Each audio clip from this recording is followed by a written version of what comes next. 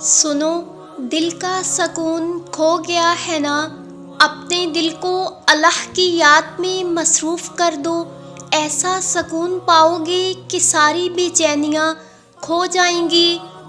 اکیلے بیٹھ کر اللہ سے باتیں کرنا، جو بات تکلیف دے رہی ہے اللہ کو سب کچھ بتانا، یہی تو سکون ہے کہ بات بھی کہہ دی، کسی کے کان تک بھی نہ پہنچی، بے شک اللہ ڈانٹنے والا ہے۔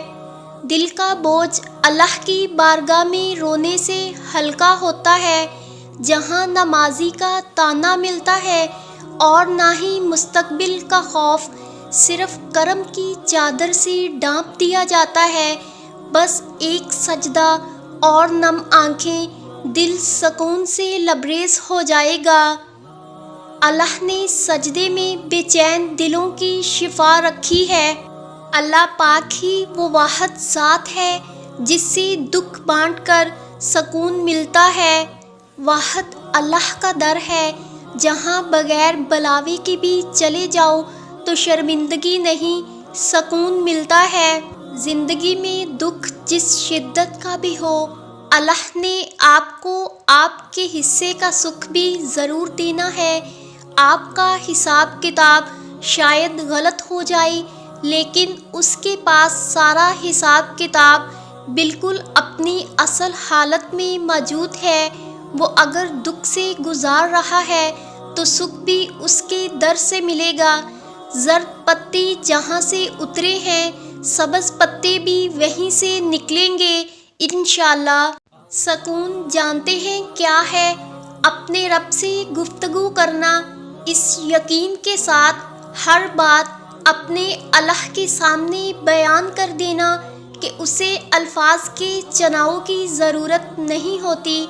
وہ خاموش دعائیں سنتا ہے، وہ دل میں موجود باتوں سے، تمام راز و نیاز سے خبردار ہے۔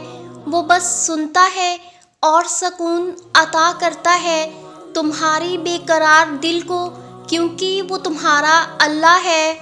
جس نے رات کو سکون کا وقت بنایا ہے، وہ تمہیں بے سکون کیسے چھوڑ سکتا ہے؟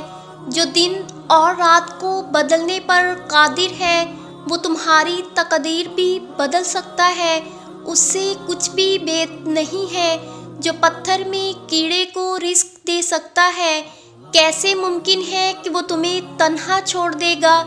کیسے ممکن ہے کہ وہ تمہاری پریشانیوں سے واقف نہیں؟ چیزیں مل جاتی ہیں، یقین کریں سب کھوئی ہوئی چیزیں مل جاتی ہیں، بس صحیح وقت کا انتظار کرنا پڑتا ہے۔ وہ کون سی چیز ہے جو اللہ کے اختیار میں نہیں ہے؟ بس ایک دعا اللہ سے سب کچھ منوا لیتی ہے۔ بس چیزوں کے ٹھیک ہونے اور صحیح وقت کا انتظار کرنا پڑتا ہے۔ اللہ کسی کو اپنے در سے خالی ہاتھ نہیں لوٹاتا۔ اللہ کے فیصلوں میں جو سکون ہے وہ اور کہاں ہے؟ حالات بدل جاتے ہیں، وقت گزر جاتا ہے، اس اللہ پہ بھروسہ کر کے تو دیکھو، اللہ تعالیٰ سے اچھا گمان رکھو، سب اچھا ہو جائے گا۔ کھلے اور بند راستوں کی حقیقت تمہیں ابھی شاید سمجھ میں نہ آئے، مگر ایک دن ایسا بھی آئے گا جب سارے راز تم پر کھل جائیں گے اور تم جان جاؤ گے کہ جہاں تم آج ہو وہاں تک پہنچنے کے لیے اس تکلیف سے گزرنا کتنا ضروری تھا جسے تم سزا سمجھا کرتے تھے، کیونکہ بے سکونی کے بعد اللہ ایسا سکون دے دیتا ہے کہ پھر بے چینی کبھی روح کا حصہ نہیں بن پاتی۔ اللہ آپ کا ہر رونا سنتا ہے، تب جب آپ اونچی آواز میں روتے ہیں، تب جب آپ بے آواز روتے ہیں، تب بھی جب آپ بغیر آنسوؤں کے روتے ہیں، جب آپ خود اپنے رونے کی آواز نہیں سن پاتے، تب آپ کا اللہ سنتا ہے۔ آپ کے چہرے پر گرنے والے ہر آنسو کی خبر ہوتی ہے اسے، ہر آنسو کی آواز سنائی دیتی ہے اسے۔ اللہ جانتا ہے آپ کی ہر تکلیف کو، وہ جانتا ہے آپ کس تکلیف سے گزر رہے ہیں، وہ چاہے جسمانی ہو یا ذہنی، وہ سب جانتا ہے۔ سب کچھ پاس ہو کر بھی اگر بے سکونی ہے تو سمجھ لو تمہارا دل دنیاوی چیزیں نہیں چاہتا، بلکہ وہ اللہ سے جڑنے کے لیے تڑپ رہا ہے۔ خود کو اللہ سے جوڑ لو، ہمیشہ کا سکون تمہارا مقدر بن جائے گا انشاءاللہ۔ روح کو بس اللہ چاہیے، روح کو دنیا کا نہیں معلوم، روح کا سکون خالق نے اپنی ذات میں پوشیدہ رکھا ہے۔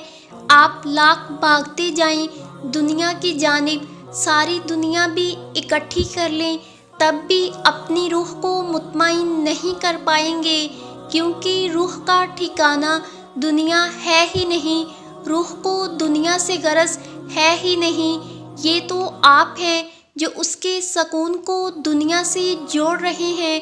اصل میں روح اللہ نے اپنے پاس سے بھیجی ہے، اسے بس اللہ کے کلام میں ہی سکون ملتا ہے۔ روح کا اصل ٹھکانہ تو جنت ہے۔ جب تک ہم جنت میں نہیں جاتے، ہمیں اس جہان میں اللہ کی یاد، اس کے ذکر، اس کے قرآن یعنی اس سے وابستہ چیزوں میں سکون ڈھونڈنا ہے۔ جانتے ہیں روح اس دنیا میں سب سے زیادہ کیا درد محسوس کرتی ہے؟ جدائی کا غم، اپنے اللہ سے جدائی کا غم۔ ہم سب یہ غم محسوس کرتے ہیں، کر رہے ہیں اور آخری سانسوں تک کرتے رہیں گے۔ ہمارا مسئلہ پتہ ہے کیا ہے؟ ہمیں لگتا ہے ہمارے اندر دنیا کا غم ہے، مال، اولاد یا کسی کی جدائی کا غم ہے جو ہمیں اندر سے کھا رہا ہے، لیکن در حقیقت یہ غم رب العالمین سے جدائی کا ہے۔ وہ ہمارے ساتھ ہے، ہماری شرک سے بھی قریب ہے، مگر ہم یہ فاصلہ بھی طے نہیں کر پاتے۔ ایک آنسو کی ہی تو دوری پر ہے وہ اللہ، ایک پکار کافی ہے اس تک رسائی کے لیے، لیکن ہم اسے سچے دل سے پکارتے ہی نہیں، کیونکہ ہماری زندگی اپنی ذات کے گرد گھومتی رہتی ہے۔ ہماری خواہش، ہماری مرضی، ہماری کامیابی، ہمارے چاروں طرف ہم نے اپنی ذات کا دائرہ بنا رکھا ہے۔ ہمیں اس خود ساختہ دائرے سے پار رب کی ذات نظر ہی نہیں آتی۔ اے اللہ، دلوں سے وہ فکریں اتار دے جن کے بوجھ کو آپ کے علاوہ کوئی نہیں جان سکتا۔ آمین یا رب العالمین۔